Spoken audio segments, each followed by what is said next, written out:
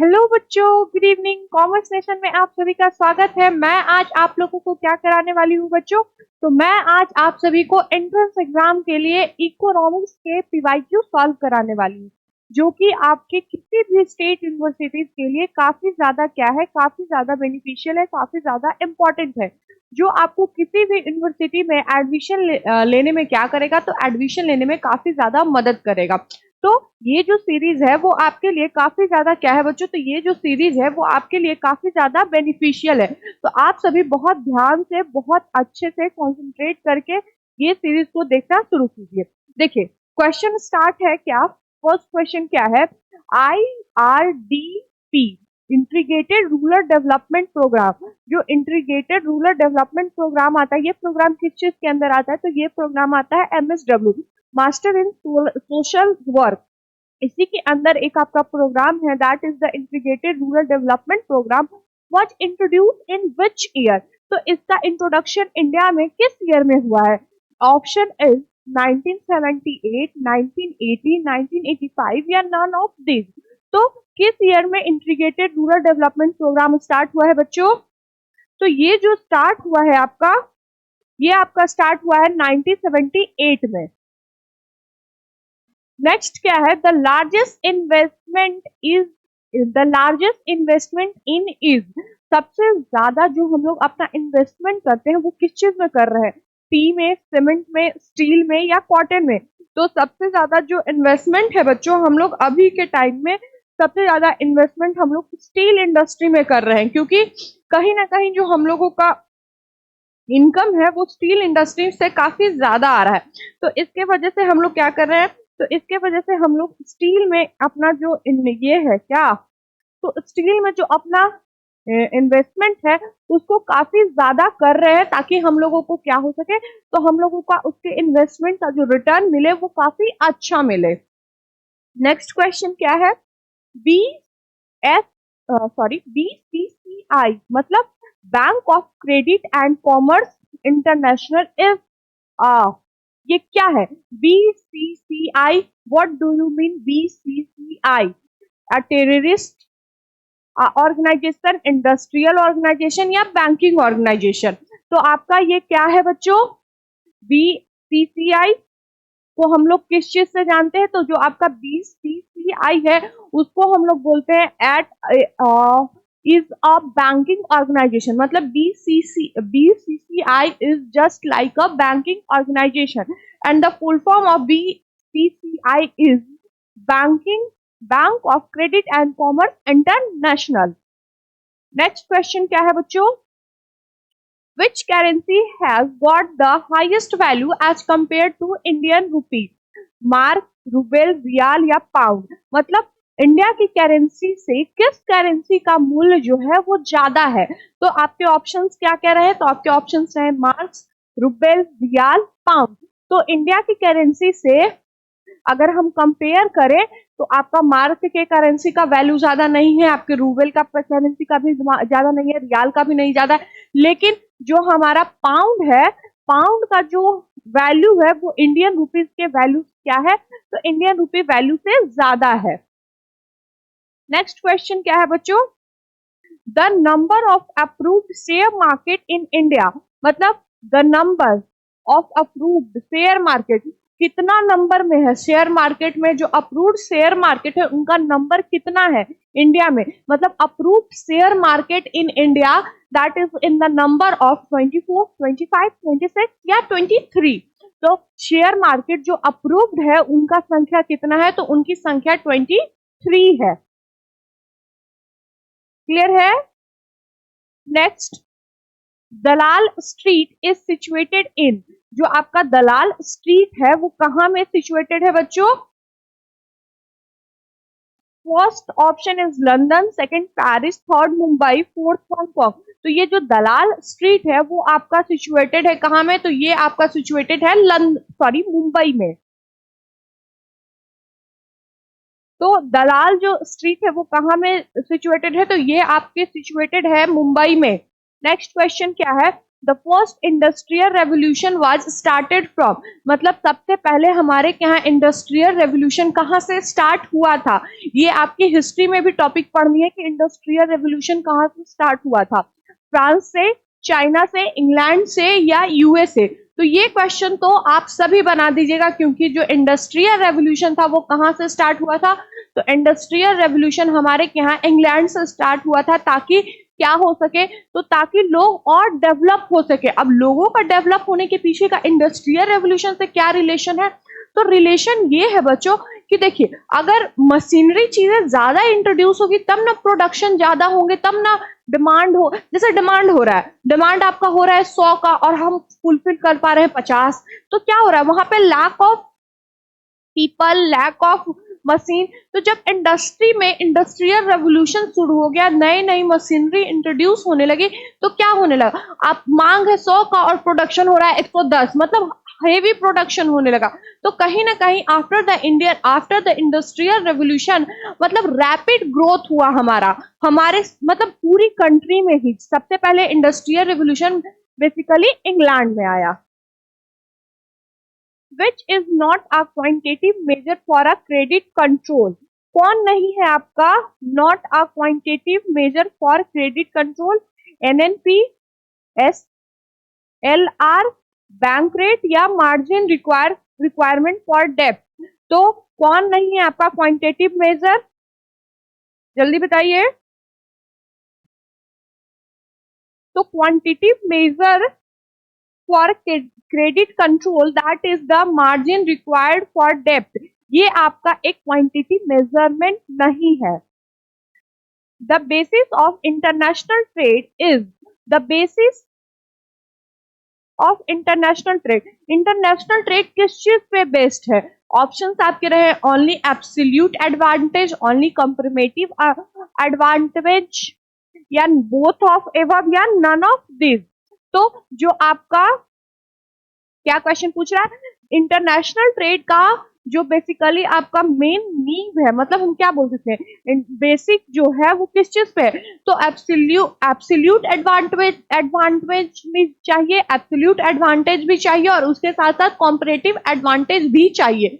मतलब option A और B दोनों सही होगा। तो बोथ ऑफ एबव, मतलब जब हम इंटरनेशनल ट्रेड करेंगे तो उसका बेसमेंट क्या होगा, उसका बेसिस क्या होगा, कि हम लोग क्या करेंगे, तो हम लोग पहले जो आपका एब्सोल्यूट एडवांटेज है उसके साथ साथ कॉम्परेटिव एडवांटेज दोनों को साथ में लेके चलेंगे, तब हम लोग इंटरनेशनल ट्रेड बहुत अच्छे से क्या कर सकते हैं, तो अच्छे से परस्यू कर सकते हैं। Next, the chairman of 15th finance commission is NK Sinha, KC Patkelkar या वाईसी रेड्डी। तो chairman of 15th finance commission के चेयरमैन आपके कौन थे, तो 15 फाइनेंस कमीशन के आपके जो चेयरमैन है बच्चों वो एनके सिन्हा है। Individual can't open this account in, मतलब कोई एक ऐसा सिंगल पर्सन है जो कहां अपने अकाउंट को नहीं खोल सकता है। ऑप्शंस आपके रहे ANZ Grindlays, regional rural development, Reserve Bank of India या ऑल ऑफ दिस। तो कोई भी एक individual person Reserve Bank of India में अपने बैंक अकाउंट को क्या नहीं कर सकता है, तो अपने बैंक अकाउंट को नहीं खोल सकता है। क्लियर है। नेक्स्ट क्वेश्चन क्या है बच्चों,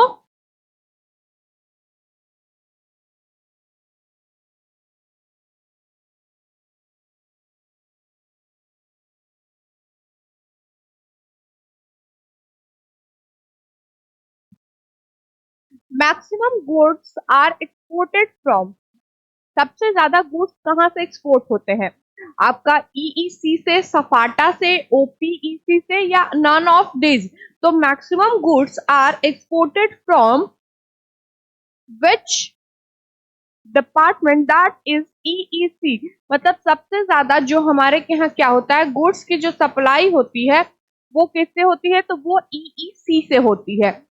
नेक्स्ट क्वेश्चन क्या है बच्चों, the lowest population rate is in, सबसे कम पॉपुलेशन रेट कहाँ का है, नागालैंड, मणिपुर, हरियाणा, केरला।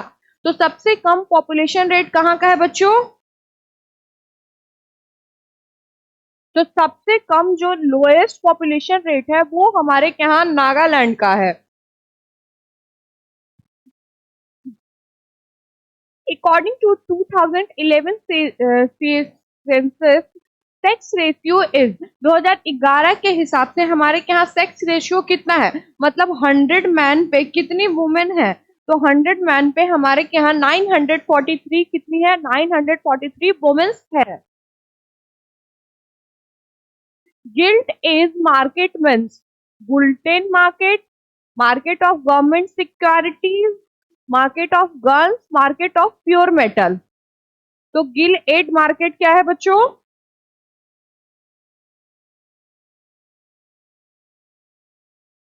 तो गिल edge market means that is the market of government security. यहां से आपका ये क्वेश्चन बहुत इंपॉर्टेंट है कि गिल्ट एज्ड मार्केट क्या है, तो it is a market of government security. Next,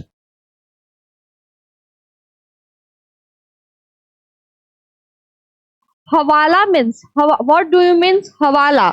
full detail of a subject, alleged transaction of foreign exchange, या लीगल ट्रेडिंग ऑफ शेयर, या नन ऑफ दिस। तो hawala means the legal transaction of foreign exchange.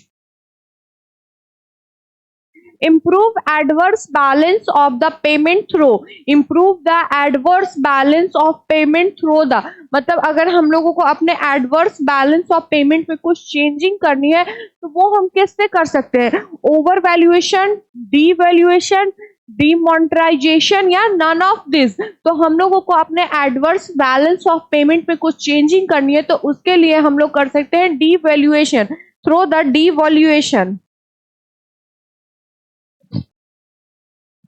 Next question क्या है? According to 2011 census Indian population was, तो India की population कितनी थी? तो इंडिया की पॉपुलेशन 98.7 करोड़, 100 करोड़, या 121 करोड़, या नन ऑफ दिस। तो 2011 के सेंसस के अनुसार हमारे यहाँ जो इंडिया की पॉपुलेशन थी बच्चों वो 121 करोड़ थी। अब तो और बढ़ गई होगी, सोचिए अभी जनगणना हमारे यहाँ जब हुआ होगा तो और बढ़ जाएगा। The headquarter of Asian development bank is at, हमारे यहाँ जो एशियन डेवलपमेंट बैंक है उसका हेडक्वार्टर कहाँ है? न्यू दिल्ली, मनाली, हांगकांग, या none of this.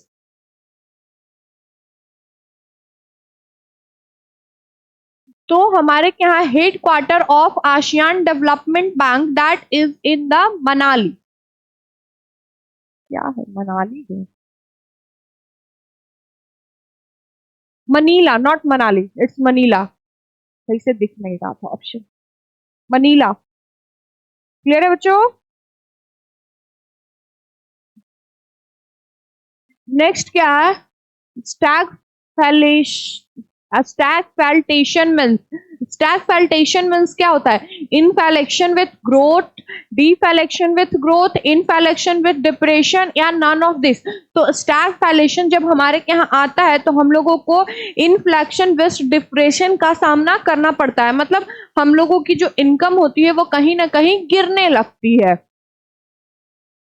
Devaluation of a currency means fall in exchange value of a country by the market force, reduction in external value, exchange value of currency by the government, reduction in currency value due to the wear and tear, या all of this. So devaluation of the currency, it means to say that reduction in currency value due to the wear and tear.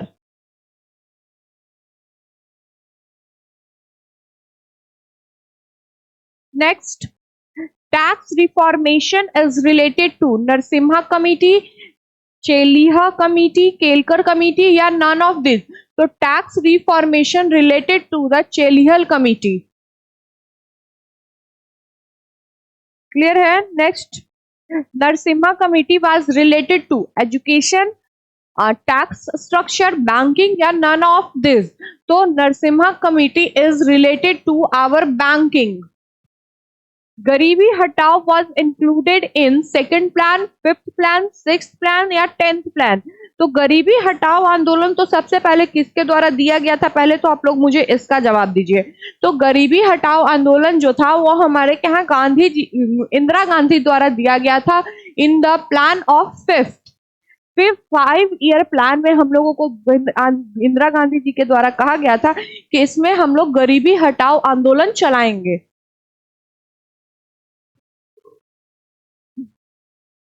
The main security guard और watchdog of international trade is, मतलब किसको security guard और watch dog के तौर पर international trade में देखा जाता है? आईएमएफ, वर्ल्ड बैंक, डब्ल्यूटीओ या यूएनओ? तो जैसे इंटरनेशनल ट्रेड जब हमारे क्या होता है तो वहां पे वर्ल्ड ट्रेड ऑर्गेनाइजेशन जो है वो एज अ सिक्योरिटी गार्ड की तरह या वॉच डॉग की तरह देखती है कि कोई कंट्री दूसरी कंट्री के ट्रेड पे ट्रेड वॉरियर नहीं इम्पोज करना है। तो the correct option is WTO। Next, check which is crossed can't be in chest only SBI through the pay through any bank या RBI? तो check which is crossed can't be in chest only through any bank. Closed economy is, what do you mean closed economy? Only export take place, on money supply in fully control, neither exported nor imported takes place, या none of this? So what do you mean by closed economy? तो closed economy means neither exported nor imported take place, मतलब वहां पे ना import हो रहा है ना एक्सपोर्ट हो रहा है, कुछ भी नहीं हो रहा है। That means our economy is closed, मतलब पूरी तरीके से हमारी इकोनॉमी क्लास्ड कर गई है क्योंकि ना हम एक्सपोर्ट कर रहे हैं ना हम इम्पोर्ट कर रहे हैं। The head quarter of national rural development in Guwahati, Hyderabad, Trivandrum या कोलकाता? तो हमारे यहाँ नेशनल रूरल डेवलपमेंट का हेड क्वार्टर कहाँ में है बच्चों? तो हमारे यहाँ नेशनल रूरल डेवलपमेंट का हेड क्वार्टर हैदराबाद में सिचुएटेड है। नेक्स्ट क्वेश्चन क्या है? The head quarter of World Bank is in, the head quarter of World Bank का हेड क्वार्टर कहाँ में सिचुएटेड है? पेरिस में, वॉशिंगटन डीसी में, न्यूयॉर्क में या कैलिफोर्निया में? तो हमारे यहाँ वर्ल्ड बैंक का हेड क्वार्टर जो है वो वॉशिंगटन डीसी में सिचुएटेड है। नेक्स्ट क्वेश्चन क्या है?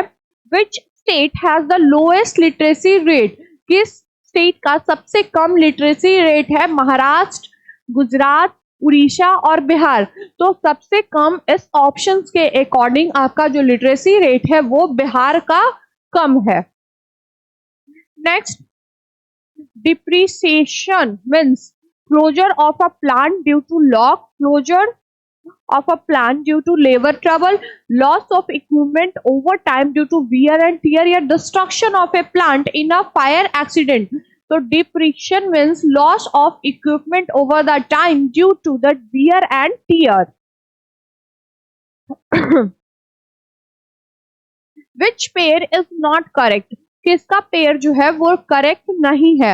EXIM bank finance for export import, RBI bankers bank, IDBI industrial finance, none of this. तो ये तीनों जो पेयर है बच्चों वो आपका करेक्ट है, मतलब ये तीनों अपना सही काम इसका यही है। तो जो आपका ऑप्शन डी है वो क्या है? तो ऑप्शन डी इज करेक्ट। देखिए यहाँ पे एक क्वेश्चन में ट्विस्ट क्या रहता है, जहां पे आप लोगों को अगर नॉट लिखा रहे तो वहां पे आप लोग पहले ही पेंसिल से मार्क कर लिया कीजिए, क्योंकि जल्दी जल्दी में हम लोग ये करते हैं, नॉट को नहीं देखते हैं, उसके जगह हम लोग टिक आउट कर देते हैं। Which Indian states give the highest income tax collection to the government of India? Uttar Pradesh, Kerala, Goa और महाराष्ट्र। तो सबसे ज्यादा हाई इनकम टैक्स कलेक्शन जो है हमारे इंडियन गवर्नमेंट का किस स्टेट से होता है? तो ये हमारे यहाँ होता है महाराष्ट्र से।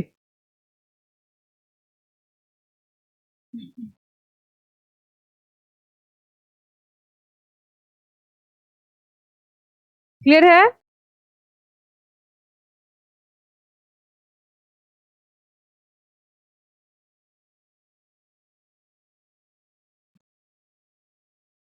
अगला क्वेश्चन क्या है बच्चों, controls the working of share market in India by SEBI, federal, RBI या none of this.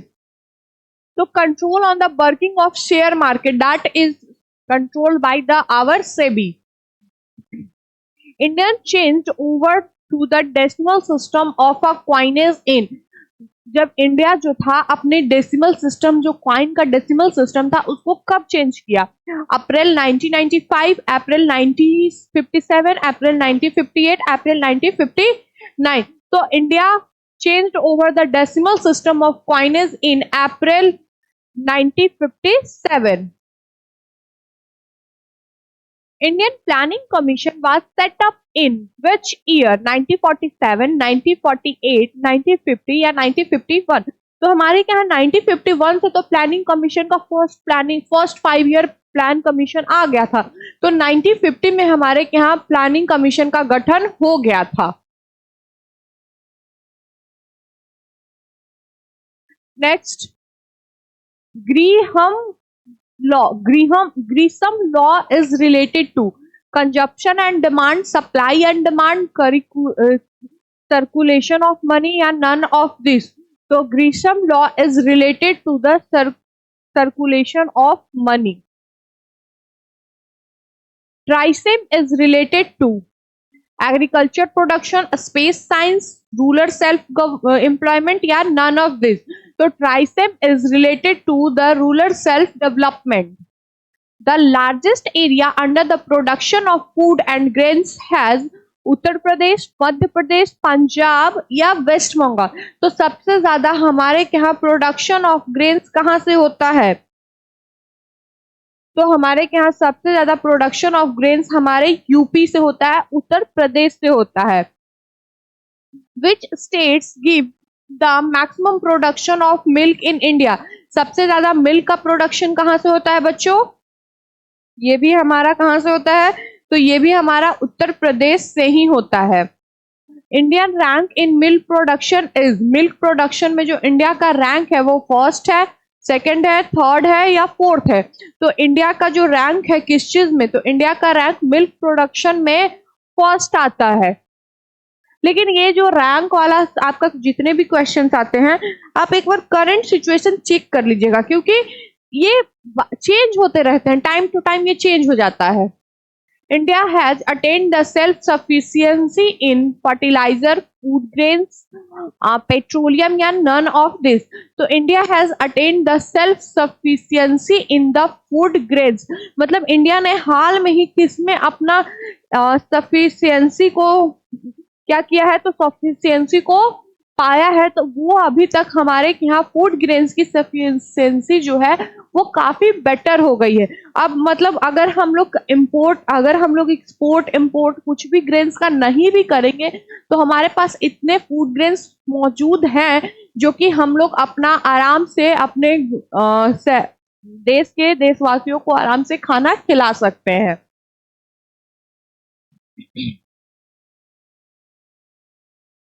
Agenda 21 refers to, तो एजेंडा 21 किस चीज के रिगार्डिंग हुआ था? Indian modernisation programme, WTO report, Rio Earth Summit document या नन ऑफ दिस? ये आप लोग क्लास 10 में पढ़े होंगे, एनसीईआरटी के बुक में आपका ये क्वेश्चन है कि एजेंडा 21 को रेफर क्यों किया गया था? तो इसको एक रियो अर्थ समिट डॉक्यूमेंट के रिगार्डिंग ये एजेंडा 21 को रेफर किया गया था। नेक्स्ट क्वेश्चन क्या है? What is super 301? तो सुपर 301 क्या है बच्चों? तो सुपर 301 है वो आपका अमेरिकन ट्रेड लॉ है। If the capital stock is always stable, its depression will be highest, low, zero या इंफिनिटी? तो if the capital stock is stable then its depreciation will be zero. Which country is relatively more industrialised?